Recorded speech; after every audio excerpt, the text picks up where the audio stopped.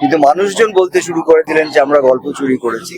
যদি গল্প চুরি করে থাকি আমি, তাহলে আমি রিকোয়েস্ট করব সুমনকে, ওর যারা বিশ্বস্ত মানুষ তারা, কারণ আমি তো ওর গল্প নিয়ে কথা বলবো না, কারণ এটা আমার ইয়ের মধ্যে পড়ে না, মানে আমার ডেকোরামের মধ্যে পড়ে না।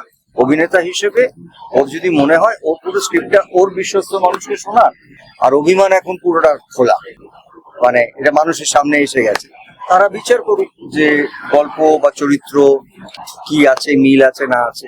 কিন্তু এইটার বাইরে আমি কিছু বলতে চাই না। তবে আমি এটা মনে করি যে এইভাবে চোর চোর বদনাম দেওয়া, এটা বোধহয় আমার 40 বছরের কেরিয়ারের সততাকে প্রশ্ন করা। যদি আমি কোনো অন্যায় করে থাকি আমি বলতে পারি আমি অন্যায় করছি, কিন্তু আমি জানি যে অভিনেতা হিসেবে আমার সঙ্গে এক একজন পরিচালক 30টা 40টা 20টা 15টা করে ছবি করেছেন, এটা হয় না।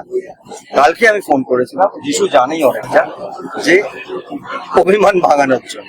অভিমান আমাদের হয়, ক্রিয়েটিভ মানুষের অভিমান হবে, কিন্তু আমি ভাবিনি যে এটাকে এরম ভাবে পাবে। এবং সারাদিনে দেখলাম যে যে অভিযোগটা সুমন করেনি সেই অভিযোগটাই লেখালেখি আরম্ভ হয়ে গেল, যেটা মনে হচ্ছে গল্প চুরি করেছি আমি অভিনেতা একজন।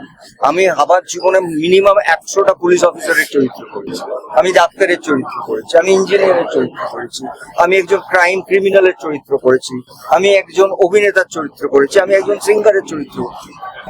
এটা তো অভিনেতাদের স্বাধীনতা, আমার এই স্বাধীনতাটাকে কেন কেড়ে নেওয়া হবে? আর গল্পটা যদি মেলে তাহলে আমি এটাই বলবো যে সুমনের পারমিশন নিয়ে ওর যাদের বিশ্বাস হলো সেই গল্পটা স্ক্রিপ্টটা ওরা হোক, যারা ও যাকে বিশ্বাস করে। এবং আমাদের অভিমান তো এখন সামনেই আছে, এখন বলা হোক।